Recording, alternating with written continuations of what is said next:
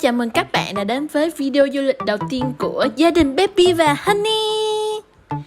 Hiện tại thì chúng mình đã hoàn tất thủ tục check-in và đang ngồi ở Phúc Long để chờ lên máy bay đi Phú Quốc. Và ta-da! Đây là bạn chồng Honey. Bạn ấy lâu lắm rồi mới được đi máy bay lại nên hào hứng vô cùng. Bây giờ là chúng mình sớm đi đến Phú Quốc. Không biết là ngoài trời ở bên đó như thế nào. Đang mưa, đang chuyển mưa. Nhưng mà ở đây thôi, còn không biết là ở ngoài đó như thế nào. Hồi sáng nay em đã check thì mọi người kêu là trời ngoài đó nắng. Còn hôm là nắng. 2000 years later. Hello, giờ tụi mình đã lên máy bay rồi nè. Và chuẩn bị sẵn sàng đến Phú Quốc. Bật chế độ máy bay rồi nha. Bật chế độ máy bay rồi, sẵn sàng đến Phú Quốc. Mà không biết Phú Quốc trời có đang mưa không được nữa. Mưa cũng đâu có ướt đâu. Các bạn chờ nha.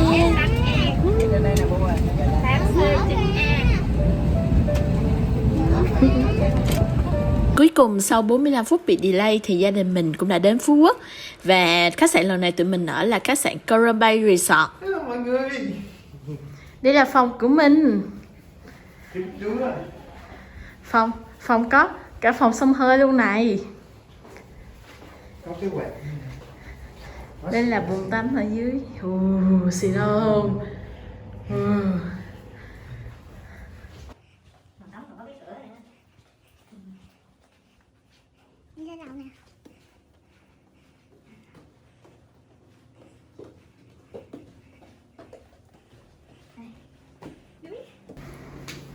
Đây là phòng của mẹ mình. Hello. Đây là nhà vệ sinh. Còn đây là phòng của tụi mình. Xịn không?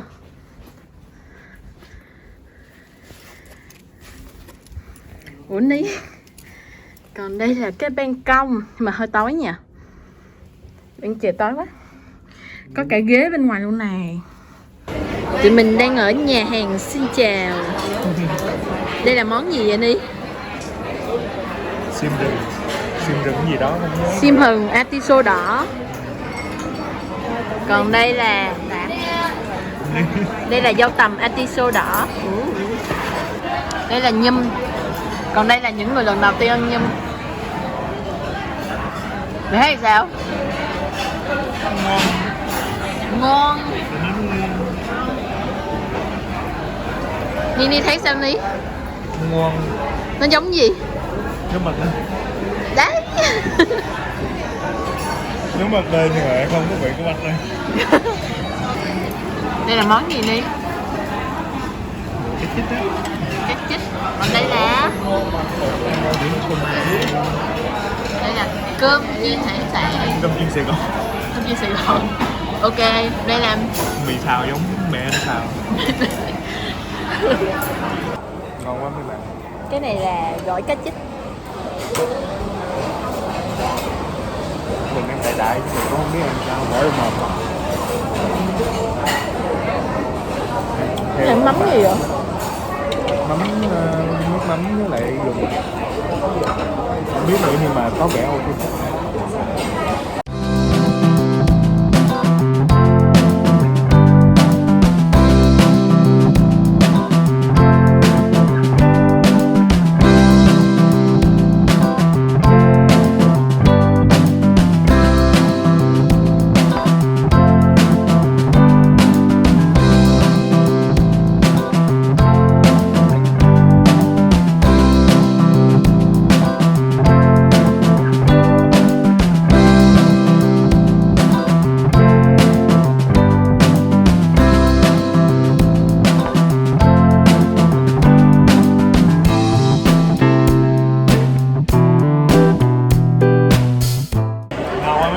Đây chinh chiến xuất sắc.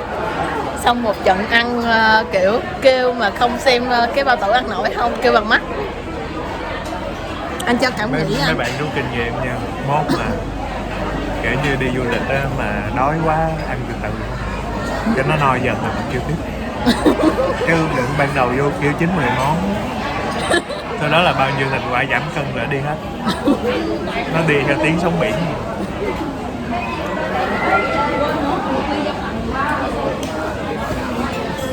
Mẹ thấy món ăn này sao? Ngon quá.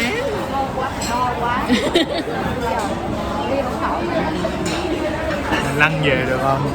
Được, Có được, dịch vụ nào được, mà được. Em đá anh cái lăn ra. kiểu nó đẩy mình về mình nằm thôi.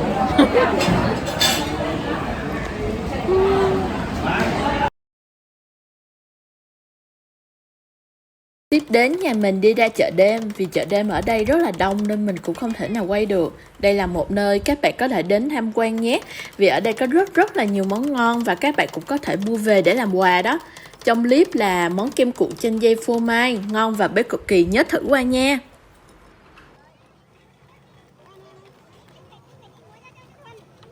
Ngày thứ hai đã đến, hôm nay nhà mình sẽ tham quan các địa điểm ở Nam đảo Phú Quốc.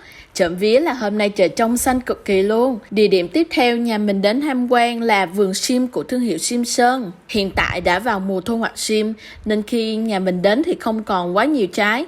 Nhưng mà đây là một địa điểm các bạn nên đến tham quan để có thể thấy được trái sim, hoa sim và thưởng thức các thức uống từ sim nhé. Đây nè. Nè, trái nè Quỳnh. Đây là hoa sim. Wow.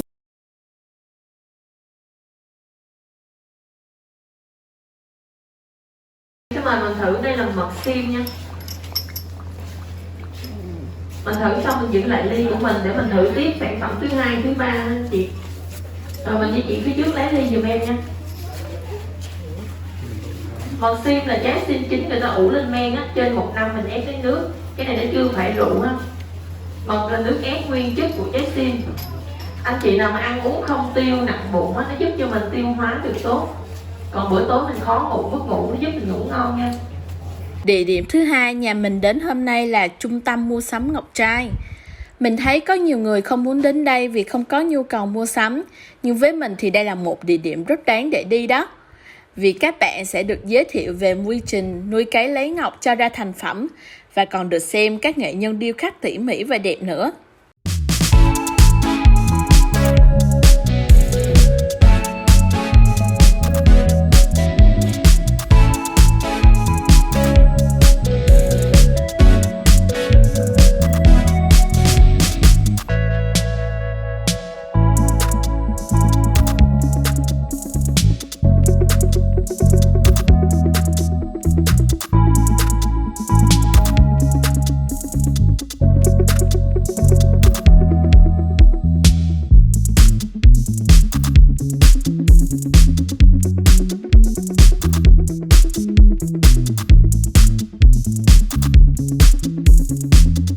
Địa điểm thứ ba mà nhà mình đến tham quan đó là chùa Hộ Quốc, hay còn được gọi là Thiền viện Trúc Lâm của Phú Quốc. Ngôi chùa này thì được xây trên núi cao nên bạn có thể thấy được cảnh núi lẫn cảnh biển. Nhờ vậy mà đảm bảo bạn sẽ có những bức hình rất là đẹp luôn. Khi mình đến với ngôi chùa Hộ Quốc này thì mình cảm nhận được rất rõ sự bình yên và thanh tịnh ở đây. Chùa Hộ Quốc như là một nơi để bạn nghỉ ngơi sau một chuyến vui chơi dài ở Phú Quốc vậy.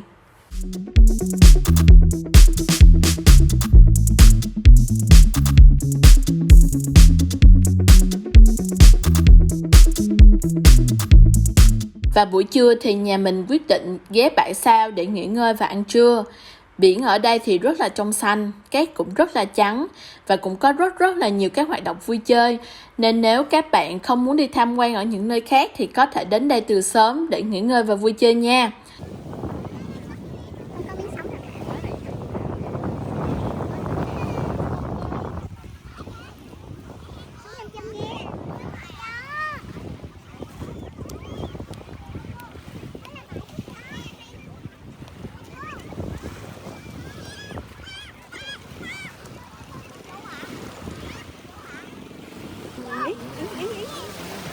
Đó em nói chơi đó.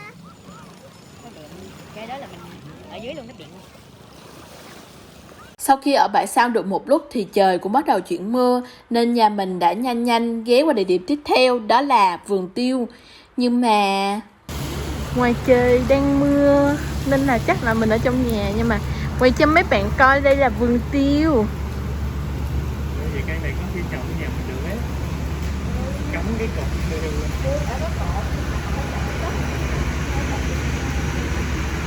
Đây là cây tiêu. Mà vui mà anh đâu nghĩ này là cây tiêu ấy. Cái đó là cây tiêu ấy. Nếu gặp trời mưa to như nhà mình thì cũng đừng lo nha.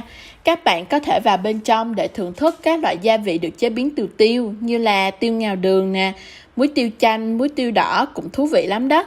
Nhà mình cũng mua về được một số sản phẩm để vừa làm quà và vừa để ở nhà dùng nữa.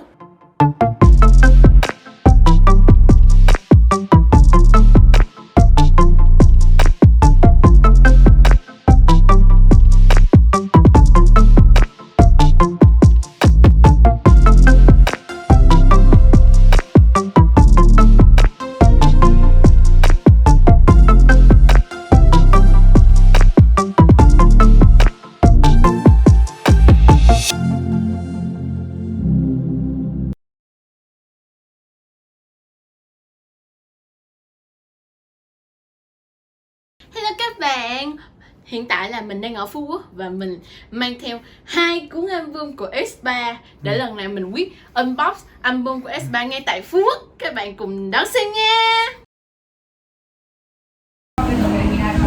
Hello. Hiện tại đang mưa. Hiện tại đang mưa nên nhà mình đi ăn The Home Pizza. Chỗ này được anh Sub Channel review rất là ngon.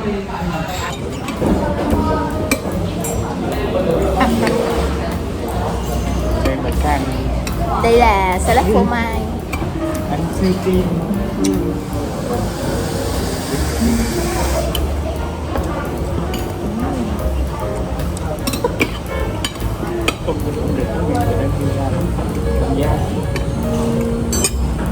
Pizza ở đây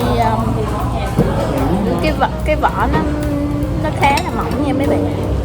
Nó không có dày mà nó cũng không có giòn, nó không giòn nhiều nhưng mà giòn hả? Mình thấy cái phần trên của nó không giòn á.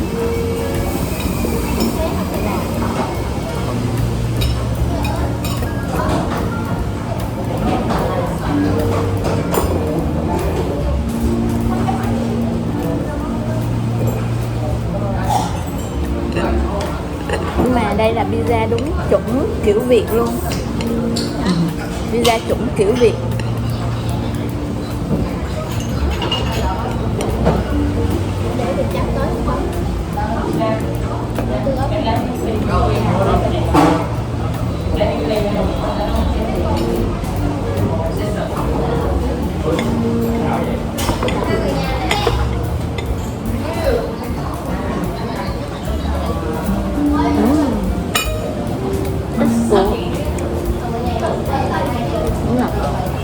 Nó đậm vị Việt Nam.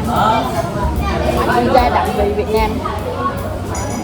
Còn đây là nữ hoàng của ngày hôm nay. Pizza một bên là pizza sầu riêng, còn một bên là pizza gỏi cá chích. Pizza gỏi cá chích sẽ ăn chung với nước mắm nha các bạn.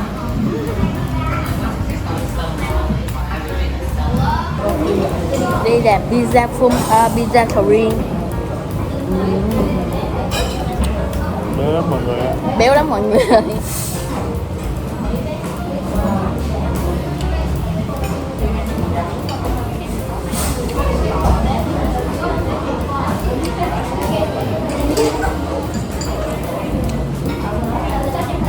Anh ơi, em bị ghiền cái này á, ngon quá.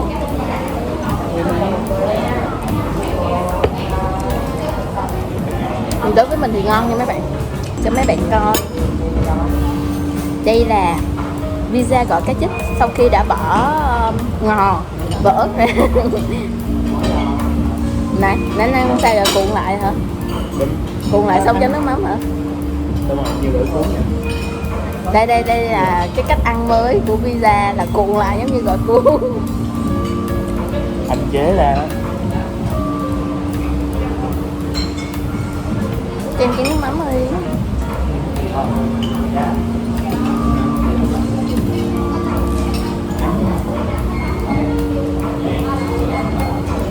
Chấm nha.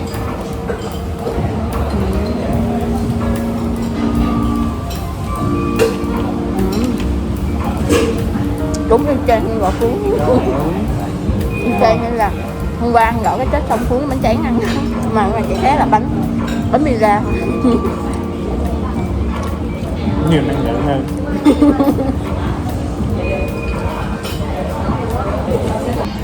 Nhà mình bây giờ là ăn tráng miệng. Đây là kem quế tây, còn đây là kem vani.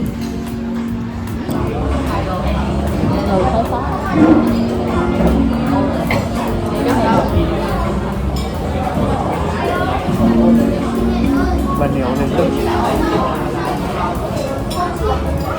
Kem này ngon, Đúng không? hơi khó ăn nhưng mà kem nó làm ngon, kem nó làm ngon. Hello, hiện tại là tụi mình đã về phòng. Từ vì ở ngoài hồi nãy Tịnh đi bộ ra chợ đêm nhưng mà trời nó mưa lâm râm nên sợ quá đi về phòng luôn, và cuối cùng là ở ngoài đang mưa to mấy bạn. Thì chắc là video này cũng dài rồi đó, nên mình đã đi được 2 ngày ở Phú Quốc. Thì các bạn nhớ đón xem vào video sau để xem tiếp là 3 ngày còn lại tụi mình sẽ chơi cái gì ở Phú Quốc nữa nha. Mong là ngày mai tụi mình đi ra đảo thì sẽ không bị mưa. Các bạn cầu mong cho tụi mình đi nha. Bye bye. Bye bye nha. Nhấn subscribe nha. Để vô.